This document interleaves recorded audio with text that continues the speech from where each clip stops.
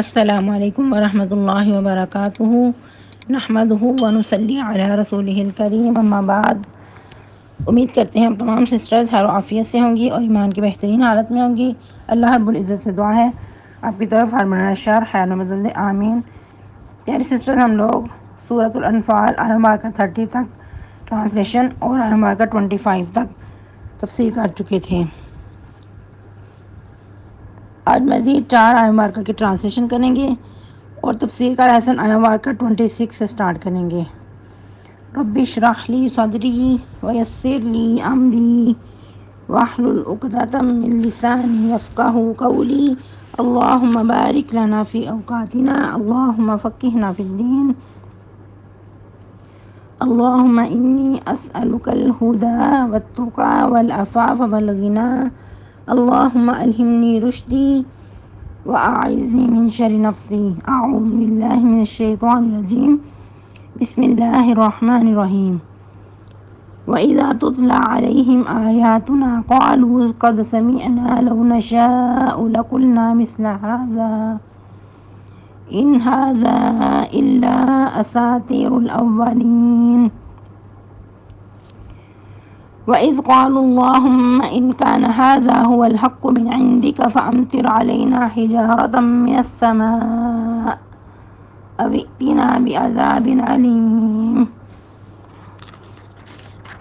وَمَا كَانَ اللَّهُ لِيُعَذِّبَهُمْ وَأَنْتَ فِيهِمْ وَمَا كَانَ اللَّهُ مُعَذِّبَهُمْ وَهُمْ يَسْتَغْفِرُونَ وَمَا لَهُمْ أَلَّا يُعَذِّبَهُمُ اللَّهُ وَهُمْ يَصُدُّونَ عَنِ الْمَسْجِدِ الْحَرَامِ وَمَا كَانُوا أَوْلِيَاءَهُ إِنْ أَوْلِيَاؤُهُ إِلَّا الْمُتَّقُونَ وَلَكِنَّ أَكْثَرَهُمْ لَا يَعْلَمُونَ۔ ٹرانسلیشن۔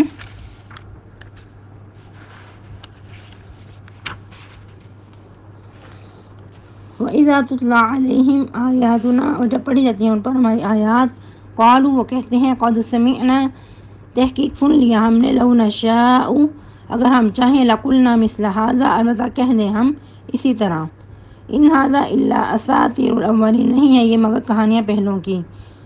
وَإِذْ قَالُوا اللَّهُمَّ اور جب کہا انہوں نے اے اللہ، ان کان اگر ہے، هذا یہ، هو الحق وہ حق، من عندک آپ کی طرف سے، فامطر علینا حجارہ تو برسا ہمارے اوپر پتھر، من السماء آسمان سے، او ائتنا بعذاب علیم یا لے ہمارے پاس عذاب دردناک۔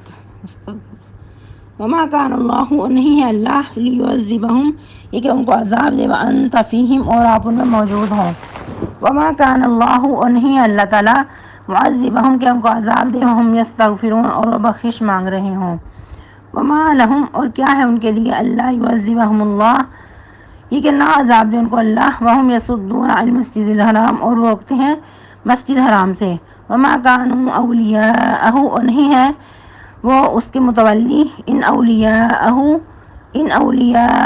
نہیں ہے متولی اس کے، الا المتقون مگر پرہیزگار، ولکن اکثرہم لا یعلمون اور لیکن اکثر ان کے وہ نہیں جانتے۔ تفسیر آیہ مبارکہ 26 سے، جیسے کہ ہم لوگ غزوہ بدر سے گزر رہے تھے اور سورۃ الانفال مدنی سورہ مبارکہ ہے، تو اسی کے پیش نظر اللہ سبحانہ و تعالیٰ کچھ مکی زندگی کا ذکر کر کے تو مسلمانوں کو دین اسلام کی جو نعمت ان کو عطا کی گئی، جو ان کو مدینہ میں آ کر کچھ سہولیات عطا کی گئی، وہ یاد دلا رہے ہیں کہ اس وقت تم مشکلات سے گزر رہے ہو، یہ حالات اور مکی زندگی کے حالات یاد کرو تو تمہارے اندر یقیناً شکر پیدا ہوگا۔ اس وقت کو یاد کرو، وَاذْكُرُوا إِذْ أَنْتُمْ قَلِيلٌ مُسْتَضْعَفُونَ فِي الْأَرْضِ اس وقت کو یاد کرو جب تم بہت ہی کم تھے، یعنی کہ تعداد میں بھی کم تھے اور اس کے علاوہ بھی جمعیت کے لحاظ سے، مالی اسباب کے لحاظ سے بھی کمزور تھے، یعنی کہ تمہاری کوئی ویلیو نہیں تھی، تم بہت کمزور سمجھے جاتے تھے زمین میں۔ تخافون ان یتخطفکم الناس اور تم اس چیز سے ڈرتے رہتے تھے کہ تمہیں لوگ اچک لے جائیں۔ فآواکم تو تمہیں اس نے ٹھکانہ دیا، وَأَيَّدَكُم بِنَصْرِهِ، اور اس نے تمہاری تائید کی اپنی مدد کے ساتھ، وَرَزَقَكُم مِّنَ الطَّيِّبَاتِ، اور تمہیں رزق عطا کیا پاکیزہ میں سے، لَعَلَّكُم تشکرون، تاکہ تم شکر ادا کرو۔ اور یاد ہے کہ اس کے اندر مال غنیمت کی بھی یاد دہانی ہے کہ جیسے اب تمہیں مال غنیمت عطا کیا جاتا ہے، تمہارے لیے حلال کر دیا گیا ہے، بنسبت اس کی کہ اس سے پہلے مال غنیمت تمہارے لیے حلال نہیں تھا۔ جو بھی مال ملتا کفار سے اس کو جلا دیا جاتا۔ اب اگر تمہیں مال غنیمت عطا ہوا ہے تو اس کی نعمت میں، اس کے بدلے میں، اس نعمت کے ملنے کے بعد شکر ادا کرو، تمہارے اندر شکر کا جذبہ پیدا ہونا چاہیے۔ اور تھوڑا سا اگر مکی زندگی کا جائزہ لیا جائے تو کتنے سخت ترین حالات تھے، یہاں تک کہ مسلمانوں کی اپنی کوئی زندگی نہیں تھی، اپنی کوئی عبادات کے جو طور طریقے تھے وہ کھل کر نہیں کر سکتے تھے۔ ایک وہ وقت تھا کہ مسلمان مکہ میں نماز نہیں ادا کر سکتے تھے، اور یہ ظلم و ستم کا ایسا دورہ تھا کہ دن بدن اس میں اضافہ ہی ہوتا جاتا تھا، جس کے بارے میں پتہ چلتا کہ یہ مسلمان ہو چکا ہے، اس کو سخت ترین اذیت سے دوچار ہونا پڑتا۔ جیسا کہ سب سے پہلے جو اسلام کے شہید تھے، سرفرست ان میں سیدہ سمیہ رضی اللہ تعالی عنہا، ان کی فیملی پہ کتنا ظلم و ستم ہوا کرتا، اور نبی صلی اللہ علیہ وسلم ان کے حالات کو دیکھتے اور تڑپ کر رہ جاتے، لیکن کچھ نہ کر پاتے، اور پھر ان کو صبر کی ہی تلقینیں کرتے، اے آل یاسر صبر کرو، تمہارا وعدہ جنت ہے۔ اور یہ دو بول نبی صلی اللہ علیہ وسلم کے ان کے اندر اتنا حوصلہ پیدا کرتے کہ وہ باغ ہو جاتے کہ نبی صلی اللہ علیہ وسلم کی زبان مبارک سے ہمیں جنت کی بشارت سنائی جاتی ہے، اس سے بڑھ کر ہمارے لیے اور کیا نعمت ہو سکتی ہے۔ کہیں دہکتے کوئلوں پہ لٹا دیا جاتا، اوپر باری برکم پتھر رکھ دیے جاتے، کہیں گلے کے اندر رسی ڈال کر گھسیٹا جاتا، اور صحابہ کرام اس کے بدلے میں احد احد ہی پکارتے کہ اللہ ایک ہی ہے، اللہ ایک ہی ہے۔ حالانکہ ان کا مطالبہ ہوتا کفار مکہ کا، مشرکین مکہ کا، کہ تم ایک بار اس کے بدلے میں ہمارے بتوں کے بارے میں تائید کر دو، ہم تمہیں چھوڑ دیں گے، یا نعوذ باللہ استغفر اللہ، نبی صلی اللہ علیہ وسلم کے بارے میں ایسے نازیبا الفاظ کہہ دو تو تمہاری چھوٹ ہو جائے گی۔ لیکن صحابہ کرام اتنی سی بات بھی برداشت نہ کرتے، اور ان سختیوں کو، ان اذیتوں کو خوشی سے جھیلتے رہتے، اس امید کے ساتھ کہ ان کا وعدہ اس کے بدلے میں جنت ہے۔ اور پھر مزید شروع میں یہ حالات تھے کہ جو اسلام لاتا وہ اپنے اسلام کو چھپا کر رکھتا، اور بعض اوقات نبی صلی اللہ علیہ وسلم کو ملنے آتے صحابہ کرام اسلام قبول کر کے، تو آپ صلی اللہ علیہ وسلم کہتے کہ ابھی آپ اپنے گھر واپس جاؤ، وہاں رہ کر عبادات کرو، اپنے ایمان کو چھپا کر رکھو، جب کچھ حالات سازگار ہوں گے تو اس وقت ہمارے پاس تشریف لانا۔ ان میں سے ہی ایک واقعہ سیدہ ابو ذر غفاری رضی اللہ تعالی عنہ کا ہے، بہت ہی زیادہ ایمان افروز واقعہ ہے۔ فرماتے ہیں کہ میں غفار قبیلے کا ایک شخص تھا، مجھے خبر ملی کہ مکہ میں ایک شخص پیدا ہوا ہے جو اپنے آپ کو پیغمبر کہلاتا ہے۔ فرماتے ہیں کہ میں اپنے بھائی انیس کو لے کر مکہ گیا اس شخص سے ملوں۔ جب بات چیت ہوئی اس کے بارے میں مجھے حال احوال معلوم ہوئے،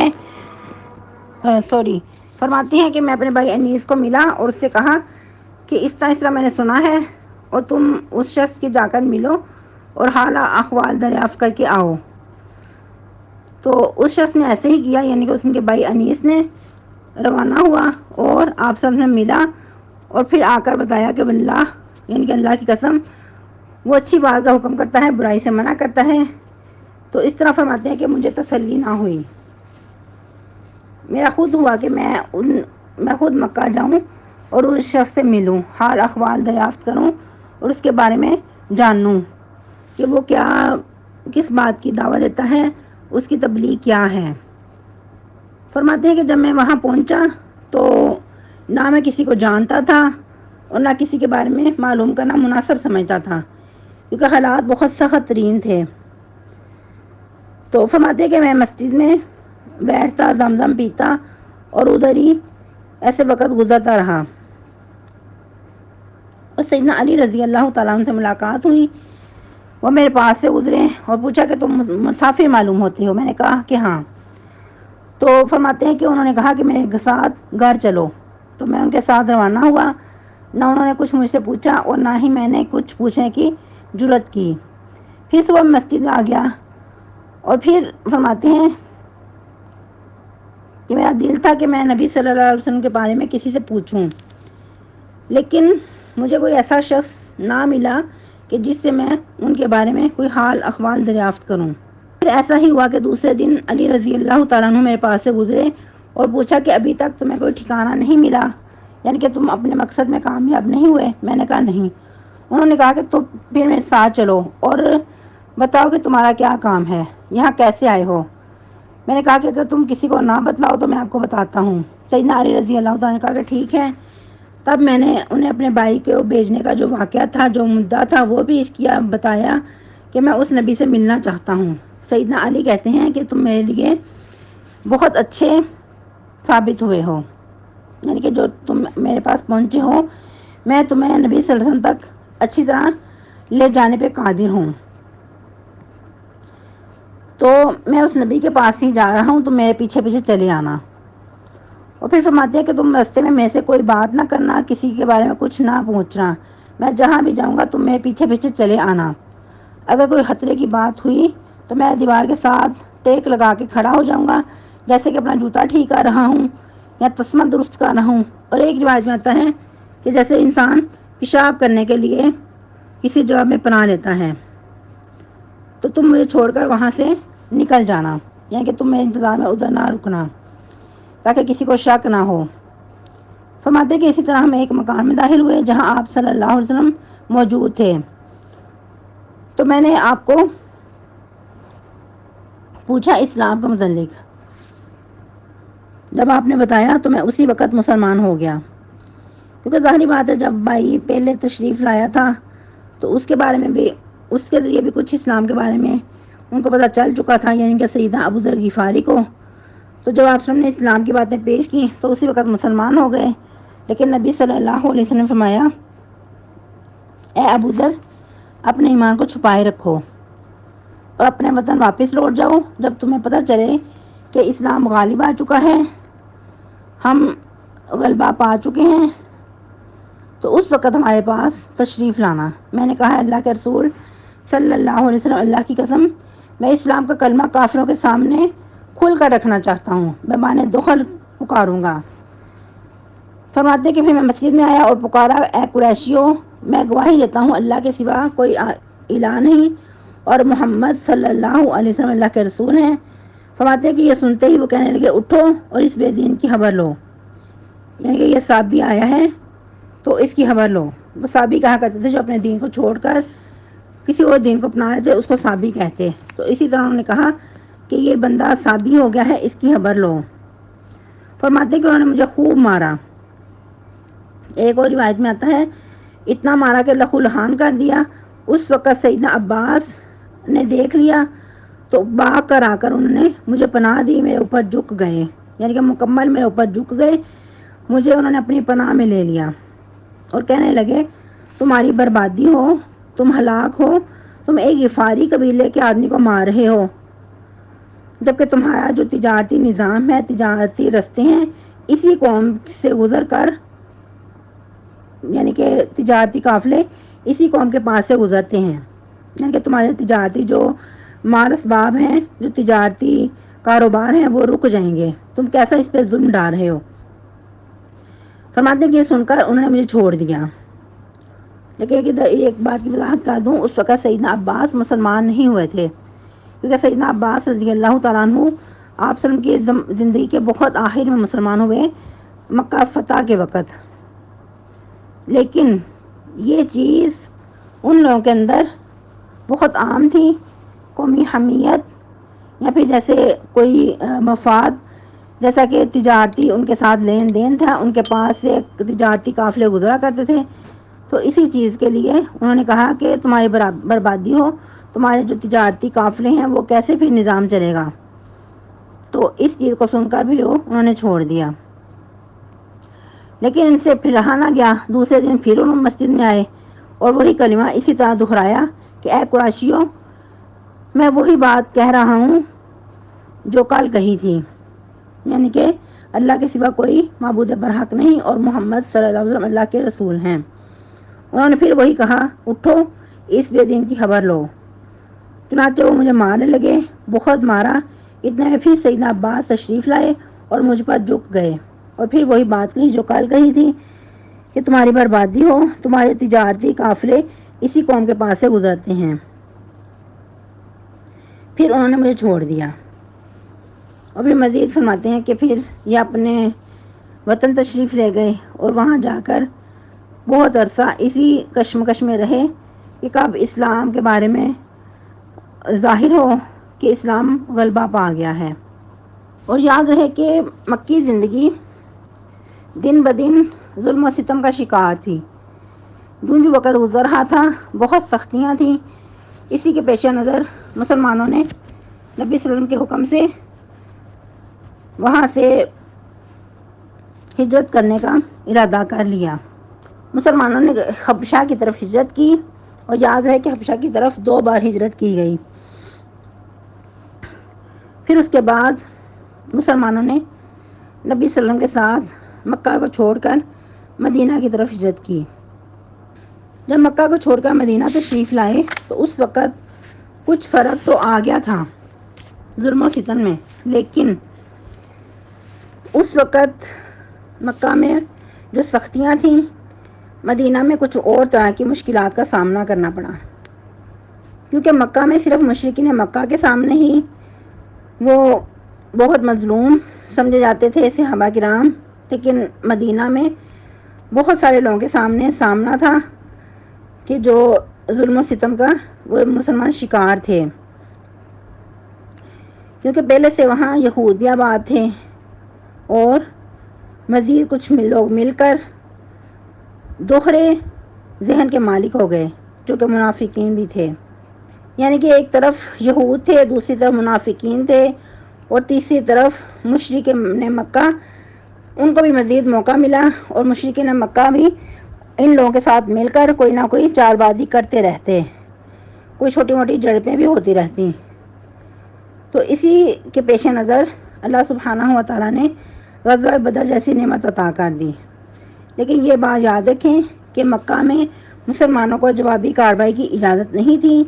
مدینہ میں آ کر مسلمانوں کو پھر جوابی کارروائی کا حکم دیا گیا کہ یہ لوگ اگر تمہیں تنگ کرتے ہیں تو ٹھیک ہے، تم بھی ان کے ساتھ جنگ لڑو، اب تمہیں اجازت دی جاتی ہے۔ تو اللہ سبحانہ و تعالیٰ اسی نعمت کو یاد دلاتے ہوئے فرما رہے ہیں کہ ان سارے حالات کو یاد کرو جب تم کمزور بھی سمجھاتے تھے، تمہیں جوابی کارروائی کی اجازت بھی نہیں تھی، اور تم ہمیشہ ایسے ڈرتے رہتے تھے کہ کہیں تمہیں لوگ اچک نہ لے جائیں۔ تو اس کے بعد تمہیں آزادی دی، تمہیں ٹھکانہ بھی دیا، تمہیں اپنی مدد سے قوت بھی عطا کی اور تمہیں پاکیزہ رزق بھی عطا کیا۔ اب اس کے بدلے میں تمہیں شکر ادا کرنا ہوگا۔ شکر صرف زبانی کلامی نہیں بلکہ عمل جوارح سے اس کا نمونہ، اس کا ثبوت پیش کرنا ہوگا۔ ابھی جیسے چھوٹا سا سوال پیدا ہوتا ہے کہ یہ تو ان لوگوں کے حالات تھے صحابہ کرام رضی اللہ تعالیٰ عنہم کے، تو اس کے لیے ہمیں کیا کرنا ہوگا؟ ہم لوگ ہر طرح سے نعمتوں میں پال رہے ہیں، ہر قسم کی فراوانی ہے، سب سے بڑھ کر امن ہے، خوف نہیں ہے، کیونکہ جب انسان خوف کا شکار ہوتا ہے، اس کی اپنی کوئی زندگی نہیں ہوتی، تو انسان کچھ بھی اچھے طریقے سے نہیں کر پاتا۔ اب امن بھی ہے الحمدللہ، ہر طرح سے سہولیات میں سے بھی گزر رہے ہیں، تو پھر شکر کس طرح ادا کیا جائے؟ صرف زبانی کلامی الحمدللہ کہنے سے حق ادا نہیں ہوتا، اس کے لیے عملی نمونہ پیش کرنا ہوگا، اپنی ذات سے، اپنے جوارح سے الحمدللہ کے جو تقاضے ہیں وہ پورے کرنے ہوں گے۔ اور سب سے بڑھ کے نعمت اسلام ہمیں جو حاصل ہوئی بغیر کسی مشقت کے، بغیر کسی قربانیوں کے حاصل ہو گئی، یوں کہنے کہ ہم تو پیدائشی مسلمان ہیں، تو اس کے لیے بھی بہت زیادہ شکر ادا کرنا ہوگا اور شعوری طور پہ اسلام قبول کرنا ہوگا، اور اس کی نعمت پہ بھی شکر ادا کرنا ہوگا کہ اللہ سبحانہ و تعالیٰ نے مسلمان گھرانوں میں پیدا کیا اور نعمت اسلام سے نوازا اور اس پہ عمل کرنے کی بھی ہمیں توفیق عطا کی۔ آج کے لیے اتنے کافی ہیں۔